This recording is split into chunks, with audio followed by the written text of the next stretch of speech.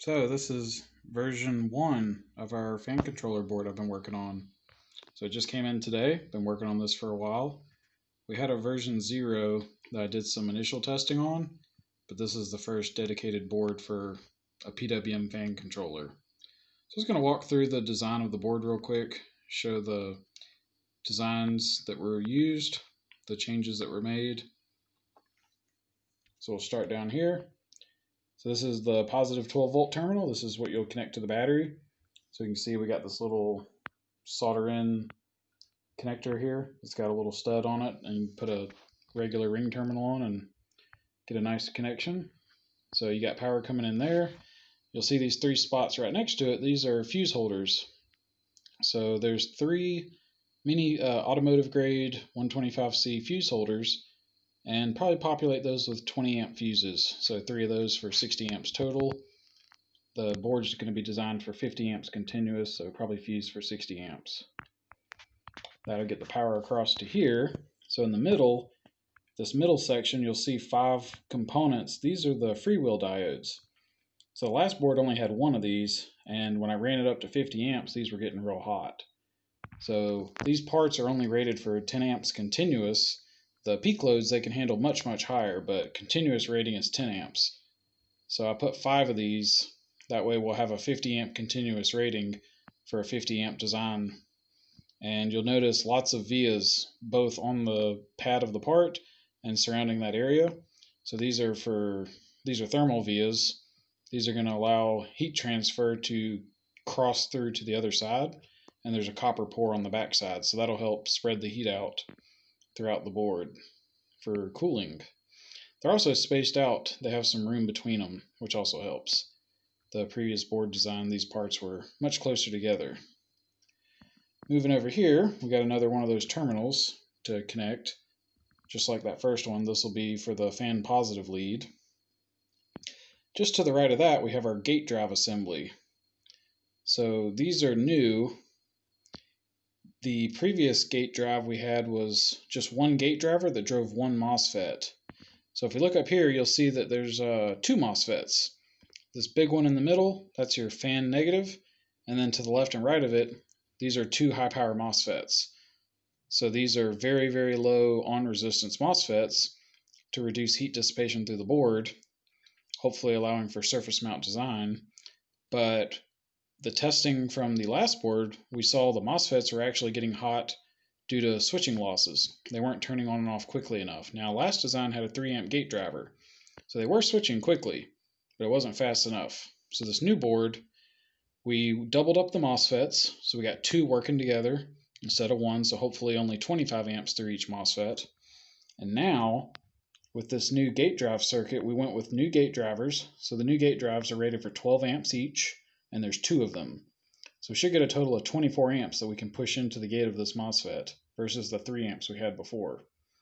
So if that works out, we should be switching this roughly 16% of the time it took before. So I think before we were a little over 200 nanos. So that would put us at probably the mid 30 nanosecond range for switching. And this is off memory, but I think that'll put us around 0.1% of the time switching, and 99.9% of the time it'll be either on or off. So this should help the efficiency and reduce the switching losses considerably. But that is to be tested. So you'll see up here, that's the gate drive for the other MOSFET. And you'll see the traces are pretty big. These are kind of skimpy on the last board. It was an oversight. So I got all these beefed up, and I made sure the entire loop current, so all the grounds and everything, anywhere there's high currents, the traces are substantial. Some of these have multiple vias to where it has to jump across the board. So we should do much better in that regard. And let's see, thermally, the components are spaced out a lot. So before, these were kind of crowded. You'll note these MOSFETs have no components near them and lots of vias to help transfer heat to the other side. And then those 5 freewheel diodes have some space as well. So all in all, this should help spread out the heat that is generated a lot better than before. One other improvement, we went with 2 ounce copper. So the last board was 1 ounce. This is twice as thick. Again, should help transfer heat, keep everything cool a little bit better. Moving up to the upper portion of the board, this is the logic portion.